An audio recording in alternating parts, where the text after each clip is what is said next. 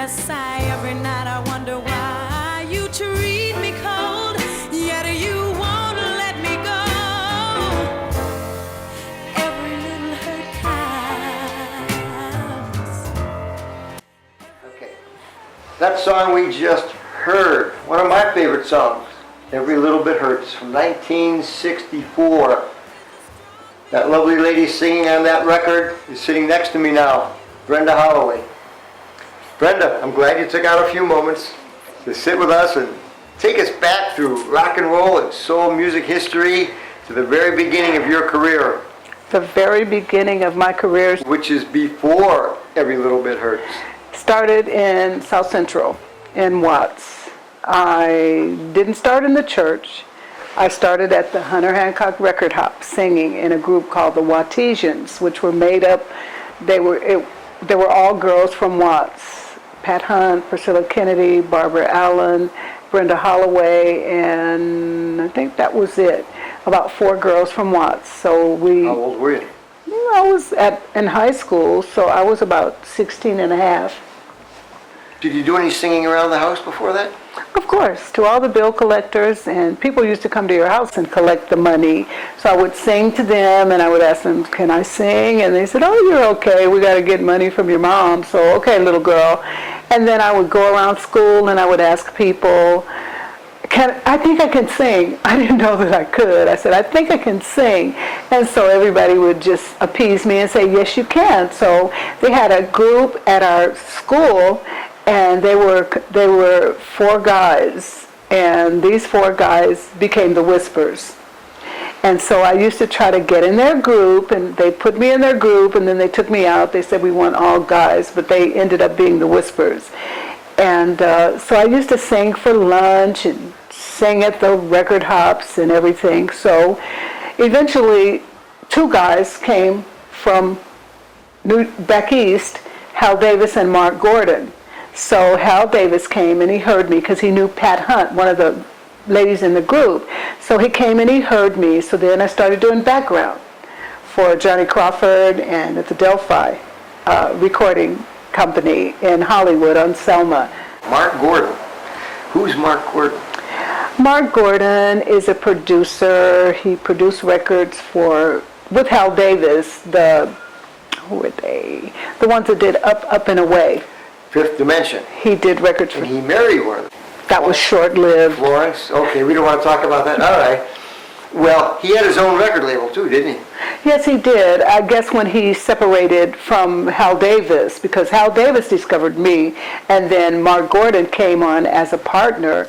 Well, it's a real pleasure, really, because we have a lot to share, and we have a lot in common. And when I have problems or when I want to discuss my situation as far as managing acts, sometimes we discuss it, and her experience as an artist helps me a lot in knowing how an artist feels. As a partner, you know. And he went with the Fifth Dimension, but Hal Davis discovered the Fifth Dimension, Thelma Houston, myself, and other local groups.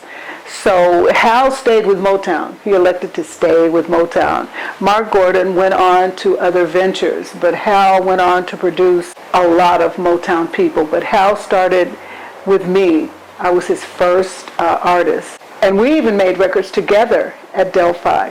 Delphi was run, operated, owned by Bob King? Bob King, yes. And he did Johnny Crawford, too. Johnny Crawford was under that. And Barry White also worked for him. I came in and did background for the Delphi records through Barry White, because Barry White and I were just like sisters and brothers.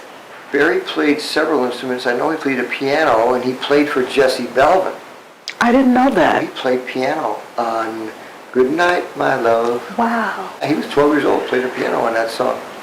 We had to do something with our time because we didn't have much money, and then I guess my mother was a single parent. She raised us by herself. You said us, we had 3 kids. 3 kids, Patrice, which was the voice, and she was the character. It was Cheryl Ladd, I don't know the other girls, but they were Josie and the Pussycats.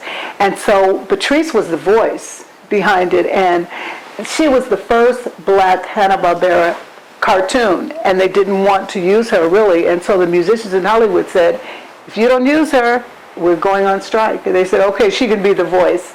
And she was the voice and she was the character, and it was just so beautiful to see that she was one of Josie and the Pussycats. She put out a record for Delphi, and it was called the Del Vikings. So she was so young and so little and so chubby until I had to do the dance, because Patrice never wanted to stop eating. She had fractured her leg in the studio, had the leg on a table and eating a hamburger and recording at the same time. But she lost all her weight because she was absolutely gorgeous. How long were you with Delphi, Bob Keane? Well, it was just for a background, and then doing Patrice's record, because she had a hit. It was a local hit. It was called the Del Viking, a dance. And then I went on to do background for several people. My sister did background for Barbra Streisand and a whole lot of upscale artists. I was just doing background for regular people, Bob and Dave and people like that. And so she went on tour. I think it was Wayne. Wayne Newton? Yes, and it was Gloria Jones, Patrice Holloway, and another singer. And Patrice could listen to a song like Aretha Franklin one time, and she didn't read. I read music. She didn't read. Her ear was better than a person that read actual music. You play it one time, she had it. Excellent. And we used to harmonize when we talked. We could harmonize and talk. She would take a higher pitch in talking, and I would take a lower one, and my brother would take the third part. And we could harmonize at the dinner table, talking. So, did your brother join a group? Was he part of your group? My brother was a genius. He was classified as a genius. They came out and tested him. He was a genius. My brother was very different. He was reading psycho-cybernetics at 12 years old. He was putting a sound system in our house at 15. He was just so far beyond his time and age until my brother died very young. Oh, really? Yeah, but he was actually a genius, and we couldn't understand him, because he was so far advanced than us. He died in his 50s, but he went to Vietnam. He wasn't supposed to go, and when he came back, because he was my mother's only son, he never recovered from Vietnam. No. Mm-mm. What year did he die? I would have to look at the obituary, but it's been about 20 years ago. Do you remember what year he went to Vietnam? When the Vietnam War was. Well, okay, I understand that part. All right. Was it 63 or? It was from 63 to 75. I think he went in the earlier part. Yes, and then he came home because he got sick over there. It was just too much for him. He said he could smell death and just so much, and he just wasn't able to ever get back. But he was a beautiful guy.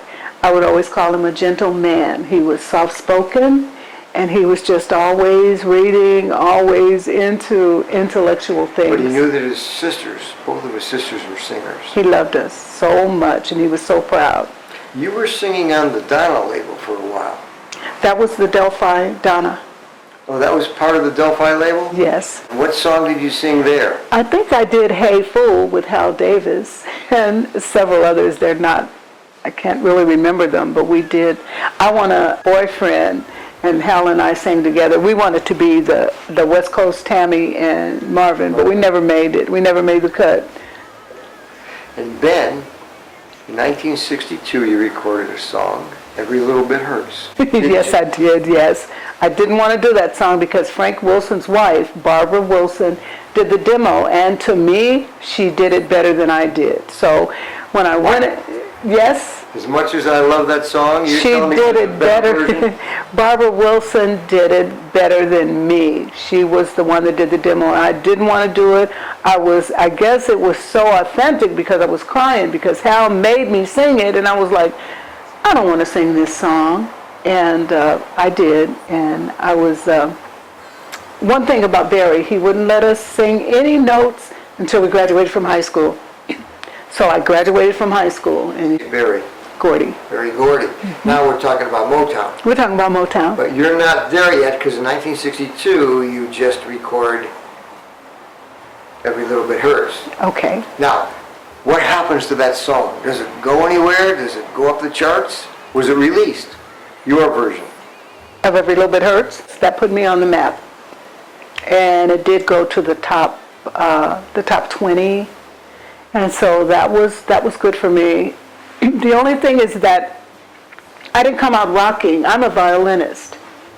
And I was studying to be a concert violinist, and I was very good at that. But then when I discovered that I could make money singing, I put the violin down. So when the Motown record company released it 2 years later in '64, did they release the same song, same track, or did you re-record it? The same song, the same track, because I was already a recording artist by doing background. When I was 17 years old, I would go to school and my teacher said, "You were up all night in the studio?" I'm like, "Yes," and they said, "You get an A," and I could just hurt those teachers because they didn't teach me anything. They just let me pass because I was in the studio. I was doing stuff. So I was in the studio a long time before I actually put a record out because I was doing background and making money. So before I graduated from high school, but I cut it in '62 and I didn't graduate until '64, so Barry wouldn't put it out until I graduated. How did you meet Berry Gordy? I met him through Hal Davis Where? at the Coconut Grove at a disc jockey's convention. At a disc jockey convention. All disc jockeys everywhere. From all over the country? Yes. And so I put on this real sexy lame gold pantsuit. Oh, way to go. It got too little. If I put it on again, you know all my secrets. So I'm not Okay, gonna... you don't need to talk about it. You don't want to know all of my secrets. Okay. But anyway, it was a gold pantsuit, jumpsuit, and gold heels and everything, hair done and stuff. So I just went from room to room singing, "Nothing you can do can make me untrue to my God." And I sang it all day, hour after hour. The disc jockeys would come, they would look, and then they would go talk to each other because they were trying to get their products, played and everything. So then after 8 hours of being in heels and a gold pants jumpsuit, I'm like, "Hal, I'm tired. I want to go home. My heels, my feet, everything. I can't keep holding my stomach in for 8 more hours." And so he said, okay. So he left the room. So then these guys came in that I had seen before. And it was a little kind of short guy, because all the other guys were taller, and he was short. And so he came up to me and he said, "I like what I hear and I like what I see. I'm going to sign you up." I said, "Who is that?" And I said, "That's Berry Gordy." I almost fell out. I got on the phone. I said, "Mom, look. Put on the best dress you ever had in your life and come up to the Coconut Grove because I'm going to sign for Motown." I didn't even ask her. And she got up there. They went and picked her up, and she looked so cute like a doll. And so I signed up, and that was the beginning of Brenda Holloway. Did they take you back to Detroit? No, And why not? because they set up the first West Coast Motown because of me. So you were the first West Coast Motown recording artist. Yes. And where did you record for them? I recorded on Sunset and Vine at Steiner Studio. There was a guy that had a studio on Highland, and we went to his studio and we recorded everything. And then some of the other little studios that were around, and Herb Alpert had a studio. We recorded there one time. We recorded at individual studios, the one that got the best sound, or the sound that they were looking for. So you moved around at different studios for your needs. Yes, but the best studio was Herb Steiner, and he had a studio in his house, and I recorded Every Little Bit Hurts there. In what year? In 1962. 62, the original recording was The done there. original was done there, and the one that we recorded there was the one they put out. Okay. Yeah, so he said, when you graduate from high school, I'm going to put the record out. And so I'm at college, and nobody knows me because I don't really have a lot of friends. The friends that I do have are everlasting friends. But I didn't have any friends because I came from Watts to Compton College, junior college, and I just didn't have any need to talk to anybody because I was trying to get my violin and get my major music and everything. And everybody was saying, "Are you Brenda Holloway?" I said, how do you guys know who I am? And they said, you got a record out. I said, oh my God, I'm not coming back to school. I quit. And I went home. Because people knew who you were? Yes. You don't want that. I went home and I never went back to school. And so when the record came out and it was a hit, I went to the Uptown Theater. And oh my goodness, it was a total disaster because I saw those people, and instead of walking to the people or to the mic, I walked across the stage. They were throwing tomatoes, they were throwing everything at me. Get her off the stage! And I'm like, oh my God. I was Why? so, because the audience was so big. I was there with the Impressions, Patti LaBelle, the Marvelettes, everybody in the business, and I'm just a little person with my first record, and I was so nervous. So Barry said, okay, you can't walk across the stage. So when it's time, when everybody has their breaks, you go get you a book and you walk in your heels with that book on your head for the whole, until you have to go back on stage. And then he was pretty satisfied because I could walk straight, because they scared me. It was too many people. Can you imagine a little auditorium at the school that holds 100 people, and then you go where there's everybody and all the entertainers that you love and have heard about, and you're just like, you're not even a pebble on the beach. You're just on the beach. So he sent me to a beautiful place called Patricia Stevens Career College, and it was a finishing school for airline stewardess, for people that were professional, and I learned a lot there, a lot that I'll always remember.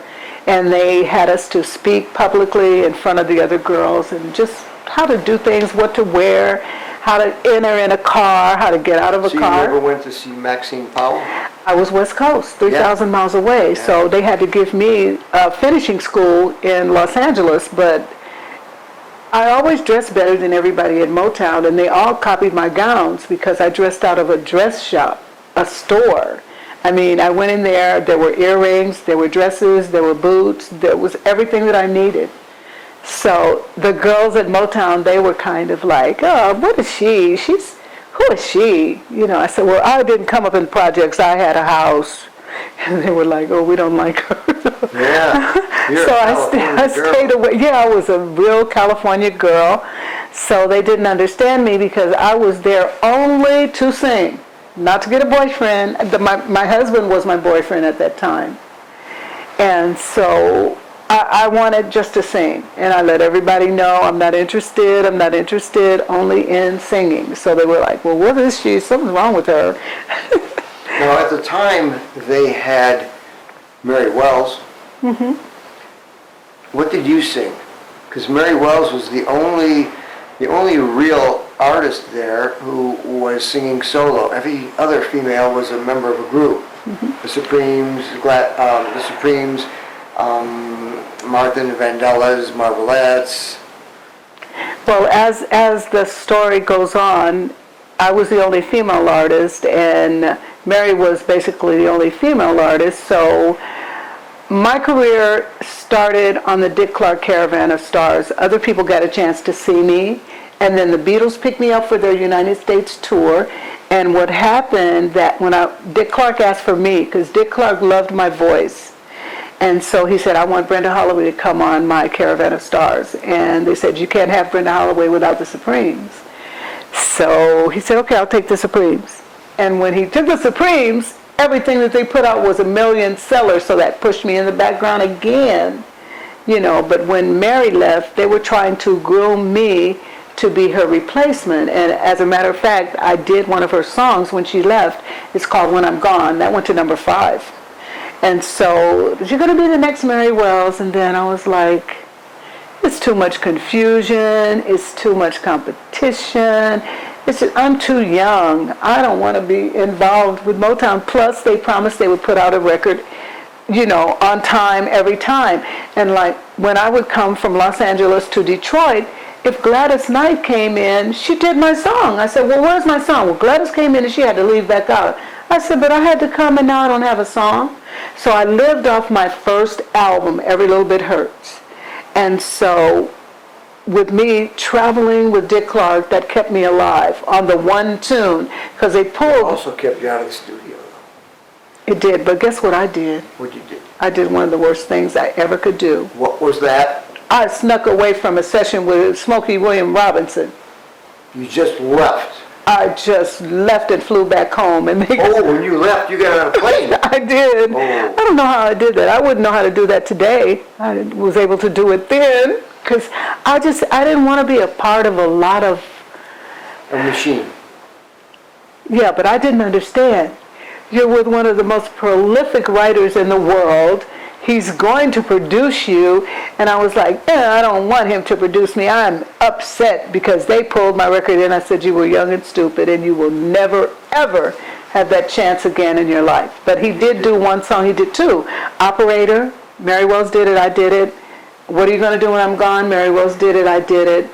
And a couple of other songs that Smokey did. But I have lived off that one album, putting it out over and over, different labels, different covers and everything, but I've lived off that. And then in 1997, I met a guy named Brenton Wood. Wait a minute. I don't want to go so fast so far. Okay. In 1965, you went with the Beatles. Yes, I did. What was that? Where did you go and what did you do? We went to almost every state in the United States. That was the United States tour. What did I do? I was singing. But you opened for them. Yes, I did. Who else was on the bill that opened for them? I think it was the Ronettes and their name. Wow. Well, They did na na na na na na na na na na na na na na na. Cannibal and the Headhunters? Yes, they were on it, and who else? The Ronettes, me. That's the only one. Oh, Pittman. You don't mean Pitney, Gene Pitney? Gene Pitney. Thank you. Gene Pitney, it was me, the Ronettes, it might have been the Crystals, but I had the ball of my life because we could have anything we wanted, and we were on the plane with four beautiful guys by ourselves, and Ringo started pillow fights with me. It was feathers all over the plane. Ringo was the playful one. Now John and George, they were okay, but Ringo and John, Paul. What was the one that got Shot? yes? That was John. Well, he was the one that gave us all our meals. He was more detailed. He was more interested in us eating and being ready to perform. He said, what do you want? He said, you can have anything you want. I said, oh, I'll take a steak and a baked potato and da-da-da-da-da. He said, you got it. And then one night, I was in my hotel room, and somebody knocked on the door. And I'm like, well, who is it? Because, you know, this is a Beatle tour. Nobody's interested in me. I'm not the star. These are the Beatles. I used to go to sleep listening to their songs every night. I would go to sleep. And the way I got with the Beatles is that Jackie DeShannon did their European tour. And I had done background for Jackie DeShannon. And I said, hey, Jackie, when you talk to them, tell them I want to be on their show. And she did. And they contacted, you know, Motown and got me. So I was so grateful that she did that. But it was just a treasure. But going back to the story, one night I got a knock on the door. And I'm like, well, who is it? And he said, it's Ringo. I said, who? He said, it's Ringo. And I said, okay, come on in. What's up? You know, I was shocked that he came to my room. And he said, can I borrow your hair dryer? I said, you can have it. You know, and the next day, Ringo Starr went to Brenda Holloway's room and got her hair dryer. It was on the front page of the newspapers, so that was one of the most, that was really beautiful. And then there was one time that the crowd they broke loose. And baby, we was holding on to our wigs. We were dropping instruments and everything because when a crowd comes like that, it's like cattle charging. If you've ever seen that many people coming at you. And baby, wigs were flying, instruments were flying, and we finally got to a safe place. But that was... You remember being at Shea Stadium? Yes, I do. 56,000 kids? Oh my God. That might have been when they got loose before the show. Oh my God. It was like girls were fainting. I wanted to faint too when I met them. How did you feel getting out on that stage and seeing that stadium filled? I was too young to know anything. Now when I go to sing, I get scared, and sometimes I stop singing in the middle. I don't do it on my R&B shows or at the clubs. When I get to church, I can't sing in front of them. Even in church now, you're... I can't sing all my songs in front of them. I get too nervous. I don't know, because church, to me, church people are more critical. Then, at the clubs, they'll have them a drink or so, and you're going to be doing everything good. But at church, they're just staring, and they're looking, and they don't know what to expect, and it just drives me crazy. And I've always been stage fright, but church is more stage fright than anything. So you even have stage fright at this point? If you don't have stage fright, I'm just going to tell you, you're not doing anything. Right, you don't care. If you're not nervous, that means you don't care. And that means you're not going to do that well. So I don't mind being stage fright, but then the last concert I did for my church for Black History, oh my God, they didn't know I quit singing before the song was over. They liked it, but I was too nervous. 1966. You're still at Motown. Mm-hmm. You're writing songs, you and Patrice? Yes, we're writing songs. And you came up shortly thereafter with a big hit. Yes, I did. What was the name of that hit? You have made me extremely, unbelievably happy. Yes. You've made me so very happy. Because my boyfriend quit me. And I did not want him to get the best of me, so I said, I'm going to write a song that's going to be the happiest day of my life. That's where the song came from? The fact that your boyfriend left? Yes. You wanted to be happy? Because he just made me so upset when he quit me. And so I said, well, I'm going to write a song that's like I'm happy. So I said, you made me so very happy. And my sister walked in. And I said, Patrice, how does this sound? You made me so very happy. And she said, and I said, I'm so glad you came into my life. And she said, I lost that love before. Because she knew the guy had quit me. I lost that love before, gave up and closed the door. But you said, try just once more. I chose you for the one. Now I'm having so much fun. I'm about to blow my mind. You put that together right then and there like that? Yeah, and then I called Barry White. I said, Barry White, listen to this. I said, you made me so very happy. And then Patrice came in with the lyrics. He said, I think you got a hit. I'll be right over. And he came to the house. And then we got stuck at the bridge. And Barry said, okay, Frank Wilson, do the bridge. And he did, because that was one of the highlights of the song, because when Blood, Sweat, and Tears did it, they did it jazzy. And because I had told Barry, I don't want to do it like this. Barry Gordy. I told Barry Gordy, I don't want to do this song like this, the finished product. I want it to be different, Barry. But he just put it out because he's my boss. And then when Blood, Sweat, and Tears put it out, I rubbed it in his face. I said, see, that's the way I told you I wanted to do it. They did it the way you wanted it to be done. They did it far beyond my imagination. They did that song. 5 million copies worth of that song. So I told Barry that was the way I wanted to do it, like they did it, but it wasn't even in my mind the way they did it. Who was the arranger then when you did it? Who arranged that song? You made me so very happy, was his name. Paul Weiser? No, because remember we were West Coast? Oh, you had none of those people.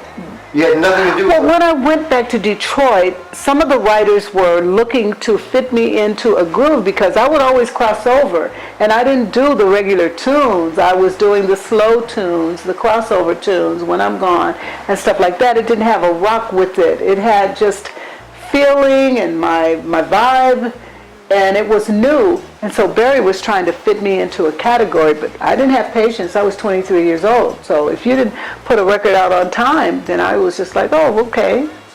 So we won't do this then. You know, just being smart and being silly and being naive and not knowing that I was sitting on a gold mine with Smokey and didn't take advantage of it. But I don't really regret it that much because I'm still singing. And my popularity, after we do the Brenton Wood, is someplace else other than the States. love it. I love Brenton. I performed with Brenton Wood. I'll tell you the story of Brenton Wood. After I left Motown, I stayed out of the business from 1968 to 1979, raising kids, getting married, running a church, running a house. And so I met this teacher at Inglewood High School. And so he was so fine. And so I said, I like him. And so we ended up together after my husband passed away. He was awesome looking. And so we were together for 13 years, but what he did, he told me, you need to sing again. And I'm going to have a show at the school, and I'm going to invite Brenton Wood. And he did, and I sang, and Brenton took me under his wings, because Brenton has a fabulous following, and it is just Hispanic. Totally. And so Brenton, I just started singing with him for 7 years. As a matter of fact, I have a show at the Greek with him October the 5th this year. So we just always stay. He's my friend. And so I went with Brenton Wood, and I sang for years with him as Brenda Holloway. And then I had a background group, and he had a background group. And so we just always remained friends. And he helped me with my Hispanic following here in the States. I never got tired of hearing Brenton sing. And it was the same show. Every venue he sang the same songs, but Right. There's something about his voice in person that it's kind of like a romantic music. You like to go to sleep thinking about your boyfriend with that music on. It's like a love. He exudes love. And then the Hispanics have picked up on it. Well, the year I graduated, Give Me a Little Sign was a big hit. And I just associate, that was the summer of love. And of course we had Smokey Robinson with More Love, Jackie Wilson with Higher and Higher, and Brown Eyed Girl by Van Morrison, all those great songs.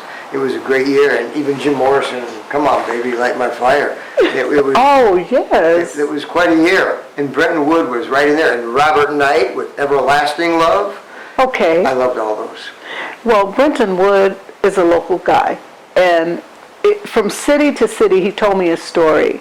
He would come from Watts and go all the way to Long Beach, and that is about 20 miles on foot, shining shoes. So he came from the bottom to the top. From the bottom to the top, and plus he's his product, and that's what he believes in, and he believes in his fans. So his fans are like family. They have generations of little Brenton Woodsers coming up, because Hispanics seem to be a more loyal audience than the rest of the other fans. And they teach their kids to like Brenton and their kids' kids. So they have, generations of Brenton Wood fans. So it's beautiful. I love to perform with him. He's always got something good for us, always has good checks, just pays you on time, pays you before the show, and you don't have to worry about his money, nothing bouncing. I respect Brenton as a businessman, and Brenton loves Brenton Wood product as much as his fans do. And I did a song after Every Little Bit Hurts that was called I'll Always Love You. It's on my... For about 38 days in a row, days and nights, I introduced our guest of the day on stage, and I don't mean to disparage anybody else who was with us, but this was the only act I never missed, because she has the most fantastic voice I have ever heard, and I think that's pretty safe. I have ever heard a great artist, ladies and gentlemen, Miss Brenda Holloway.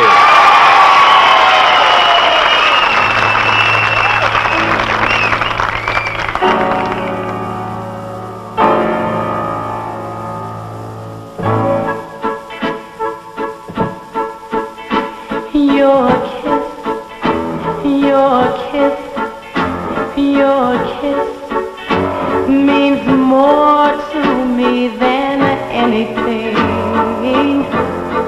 I've ever known before. Your love, your love is the only love I've ever known that keeps me wanting so much more.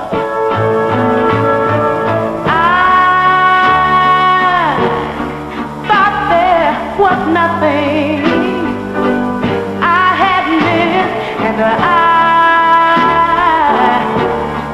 thought I knew the meaning of a lover's kiss. You turned me inside out. You taught me what love was about, and that's why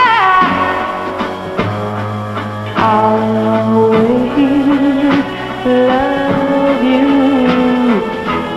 Your touch, your touch, your touch is that velvet touch that thrills me so. How much you'll never know.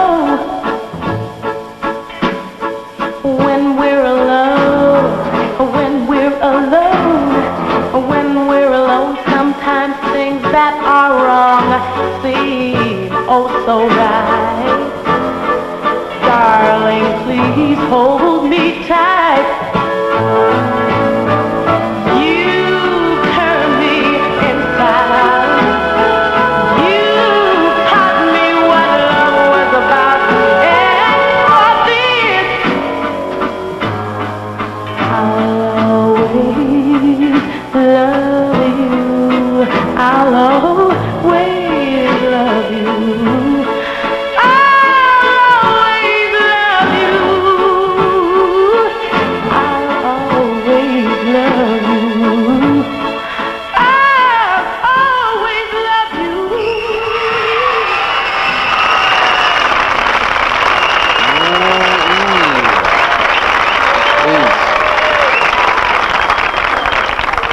Oh, you do things to my spine that shouldn't be done. No, I get shivers when you sing. Now, you are a professional musician. You studied music. Yes. Was it of any value in what you do now in popular music? A lot of people take popular music very lightly and don't think very highly of it. What was your formal education, and how did it play off in this field? Well, it helped me because, let me see. Well, study habits, you know, and getting down to business. In school, I took choir, and it helps a lot because you know how to breathe, and the teachers are on you. The scales are goofy and silly, but they really help. I know it's kind of dull sometimes when you have to practice and you stand in the shower and make queer noises yelling up and down, but it pays off in the end. How long have you been singing? Oh, for a long time, all the time. Did you finish your high school education? Yes, I did. I had a semester of college, too. I want to go back. Good, I'm delighted. You became of age since I last saw you. Last time she was here, she was, I think, 17. You are now 18, obviously. Right. Did you do anything special on your birthday? I was on your tour. That's right. You were in Allentown, Pennsylvania. I forgot. Right. What is your greatest ambition? I asked John Andrea, who is a young man who wants to be an actor. What do you want to do eventually with your life? Well, eventually I think I want to become a record producer, produce records. For other people? Right. What is the secret of making a hit record? Do you know yet? Well, I think you should just have a good record, different sound. And if you feel it in your heart, you think other people will like it? I think I'm a pretty good judge. You haven't done too badly so far. Miss Brenda, there's an autograph table awaiting you and some friends who'd like to meet you. I would ask one favor, good people, if you'll sit tight for a second and don't race over there because I don't want to get her trampled on the way. We'll see you at the autograph table, all right? Thank you. Miss Brenda Holloway. It's on my first album. It was excellent, but they were trying to get every song that the Supremes put out from the Dick Clark tour and thereafter to go to #1 or sell 1 million. So when mine came out, it was selling, but they pulled it in until the Supremes went to 1 million, and by the time they put it back out, it was no longer in the ears of the public, and they weren't like into it. They weren't promoting your records properly because they were promoting the Supremes before yours. Yes, because they were a small black company, and they were going up the ladder, and they were selling million sellers, and they were small, yet they were big with the artists that they had. All the artists were star artists, but they couldn't push everybody. They didn't have the money to push Brenda and Carolyn Crawford and Martha. They had to push one artist at a time until they got their momentum. I didn't understand that, because when you make me a promise, I expect you to fill that promise. And yeah, so I wrote him a letter, and the letter's publicized in his book. I wrote him a letter, And I told him, that I was going to leave and everything. And the letter was pretty, you know what, as I look back, I was very intelligent when I was young. What happened? You knew it all. Yeah. I could put it down on paper and everything and express it. And I guess that was part of my writing. And then You Made Me So Very Happy was like a dare that I could write, because Barry said, oh, women can't write, because most of the artists, the writers were males at Motown, except for one, Sylvia Moy. She was the one that she got in because she was good. But he told me, oh, you can't write, women can't write, just sing. And so I said, I'm going to write this song. And when everybody started liking it, I showed it to Barry. And I said, see, I can write, because he was giving me some pointers on how to write, because he didn't think I could. And I didn't either until You Made Me So Very Happy came. But then after 1997, I started getting calls from Europe. And I went over there, and it was like, I'm a big star over here. And they were playing my sister's records, and these records were old records. But these people are Northern Soul people. And I have lived... There is a community over there of Northern Soul enthusiasts. You better believe it. And they dress differently. They act differently. As a matter of fact, I have a song that they changed the title, but it's the same song. And I sing it when I go over there. I'm scheduled to go over there in June.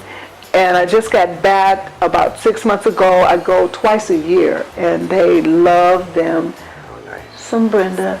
And I'm just happy about that, because these are all old songs that they're still buying, and then they still love you, and it's just a different kind of thing. But I've never been one that wanted to be out in the public like every week singing. I like to have a life. So even now people say, where have you been? And I'm like, I've been home. It's just, I'm a homebody. I'm just so glad that I've met so many beautiful people, and now, since I've gotten older, I can appreciate Motown friendships like Claudette. They were busy at the time when I was coming through at first. Mary Wilson, Thelma Houston, Kim Weston, just so many artists, Cornelius Grant, just so many artists that now, Mickey Stevenson, I can enjoy them instead of, can you give me a song, or being in competition and everything. It's just so beautiful to be among them, and they accept me as a Motown artist. And Holland Dozier Holland, because I left with Holland Dozier Holland. You went to Invictus? I did, but I couldn't get a hit. Only Frida Payne could do that. So she got her hit with them. They couldn't put me in a genre, and they couldn't get a hit out on me. But when they took me, they made it possible for me to get my residuals. So I'll always be grateful for them taking me with them. And just so many things, so many beautiful things, that Janie Bradford and just all the Motown family. I feel like a part of the family. Well, many of them are out here. That's it, yeah, so I have communication with them. And another fascinating thing, sometimes when I wear the red wigs, the curly wigs, they say, that's Shaka Khan. And I'm like, I'm not Shaka Khan, okay? And they said, she's Shaka Khan. But anyway, when I met Shaka, she said, looking at you, she said, it's like looking in a mirror. I said, be quiet, little girl. You know what you're talking about. But that was one of the highlights, because I've always loved her and always looked up to her, even though she's younger. But when I met her, she said, looking at you is like looking in a mirror. That was one of the highest compliments. And then the other day, when I was on a program, a lady said, you look so young. And then some people say, one of my girlfriends said, you got bags under your eyes, you need to get some sleep. And I'm like, I'm not going to tell you how you look, because you wouldn't be my friend anymore. But anyway, sometimes people with me, they tell me their secrets, and that's something I have to forget as soon as they tell it to me, because you can't repeat nobody's secrets. And then people, they tell me a lot of stuff about the wigs I wear and what they don't like and da-da-da-da-da. And so you have to take it all in stride. That's one of the things I've learned, because I used to think that I was so ugly, because my mother told me, Patrice is pretty, but you have a shape. So she wouldn't let me eat seconds. She said, "Oh no, you can't eat seconds." So I would wash dishes because there would be rice in the pot with that chicken juice in there, and I would. And now I wash dishes everywhere I go. I was at church. I was washing dishes until I came in here, and I was dragging. But I like dishwater. Is that unbelievable? That's some of my things that I like, and I like to clean. I go to different houses in the family and clean, because how can you be this? How can you live in this? What's wrong with you? And that's just the way I am. It's like my auntie from New York. When her name was Christine, whenever she came, she said, "Christine's coming and we're going to get the house clean." Mr. Clean gets rid of dirt and grime and grease in just a minute. Mr. Clean will clean your whole house and everything that's in it. Mr. Clean, Mr. Clean, Mr. Clean. And that's just one of my traits. I love to clean. So I was washing dishes yesterday at church for 3 hours. Okay, do you ever come to Cleveland and you want to clean? You want to wash your dishes? If I come to Cleveland, if you invite me to your house and we eat, I will wash dishes. I love it. I love dishwashing, but I have to use my gloves too, because I put a little Clorox in there. I'm not picky. I don't care. That's fine. Well, you got to invite me one day. When you come to the Rock and Roll Hall of Fame, when you get over to that area, you let me know. And we'll have dinner, and we'll have plenty of dirty dishes for you to make you feel at home. One condition. What's that? You got to keep my telephone number. I'll keep it. Okay. I've got it. Well, I want to thank you for the interview. Oh. It was well worth my time. Well, thank you so much. I appreciate knowing that. Thank you for coming. Let's take a look. The last time I saw you perform was just last year. You were at the R&B Music Hall of Fame. You were inducted. And we're going to take a look at what you did on stage, okay? Okay. Thanks. Okay, You're bye-bye. welcome. Bye-bye. Okay, we did it. That was cute. I loved it. I loved it. Every night I cry, every night I sigh, every night I wonder why you treat me cold, yet you won't let me go. Every little hurt counts, every little hurt counts. You say you're coming home, yet you never phone me all alone.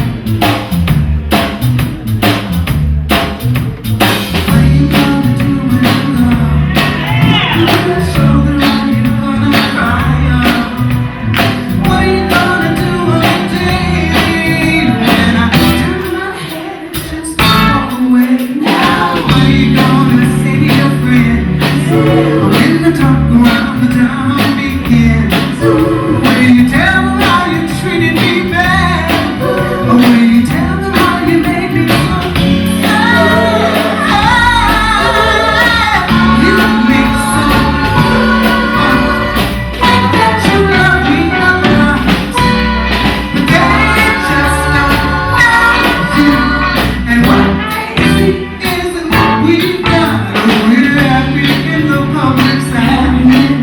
Hey, you're such a wonderful guy. They don't know how much you lie, and they don't know how much I cry. And you